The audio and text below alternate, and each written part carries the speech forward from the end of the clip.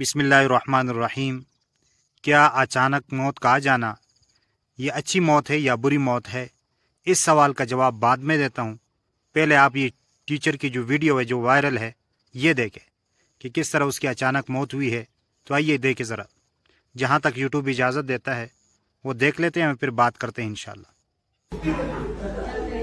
वालिदैन का किरदार ये होगा कि हम उनसे फीडबैक लेंगे, पूछेंगे कि बच्चा घर में किस मुशाहिदे से और किस तरह सीखता है। क्या वो तस्वीर से सीखता है, क्या वो किसी चार्ट पे कुछ चीज लिखी हुई है। आप घर में सब बच्चों को कार्टून दिखा रहे होते हैं मोबाइल पे, क्यों दिखाते हैं? देख के सीखता है। देख के सीखता है। लेकिन आपने वालिदैन के मुशाहिदे के बाद अपना मुशाहिदा जी अपना मुशाहिदा फिर हम उसके रिजल्ट देंगे। लेकिन अब ये अभी आगे दाखिल करना है हमने। आगे दाखिल मीडिया टीम प्रेजेंटेशन के लिए जैसे जावेद साहब कर रहे हैं, मीडिया टीम का बहुत अहम किरदार होगा प्रेजेंटेशन देने के लिए, वर्ड इस्तेमाल करने के लिए। इसी तरह आगे करें।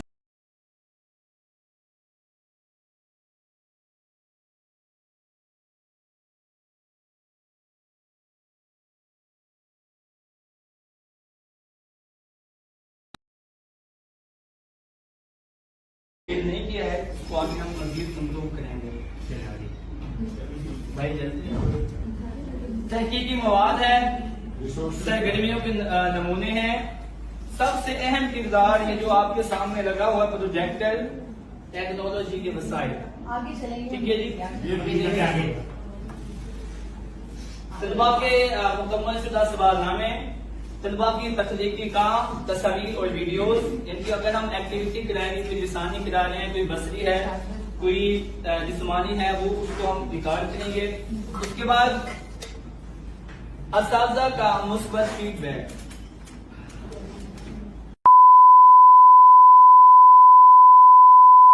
तो जी आपने ये वीडियो देखी और अब आते हैं सवाल की तरफ। क्या अचानक मौत का आना ये अच्छी चीज़ है या बुरी चीज़ है? तो अचानक मौत का आना इसको रसूलुल्लाह सल्लल्लाहु अलैहि वसल्लम ने पसंद नहीं फरमाया।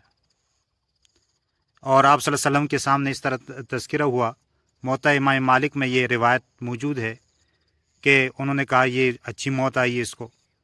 तो अल्लाह के नबी सल्लल्लाहु अलैहि वसल्लम ने फरमाया कि अगर ये बीमारी में मुब्तला होता तो ये जो बीमारी है इसके सय्यात के लिए कफ़ारा हो जाती और इसके गुनाह जो है वो मिट जाते।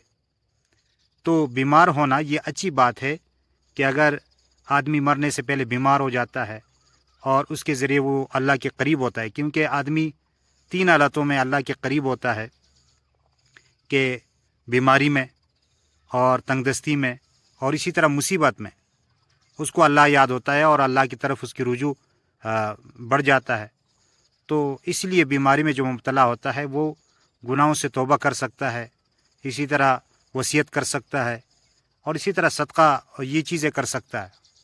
तो इसलिए अचानक मौत जो है तो ये नापसंद किया है रसूलुल्लाह सल्लल्लाहु अलैहि वसल्लम ने।